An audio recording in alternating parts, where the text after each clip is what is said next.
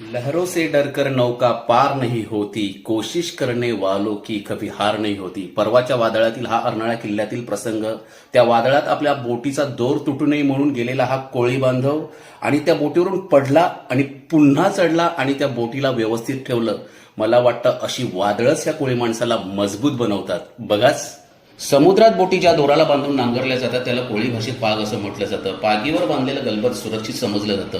या पागीच्या तळाशी असलेला वजनदार नांगर बोटीला स्थिर ठेवतो. ही झाली समुद्रातील गलबतांची पार्किंग. पण कधी वादळामुळे, समुद्रातील जोरदार प्रवाहामुळे ही पाग तुटण्याचे संभव असतात. प्रसंगी कोळी बांधवाला फार मोठं नुकसान सहन करावं लागतं.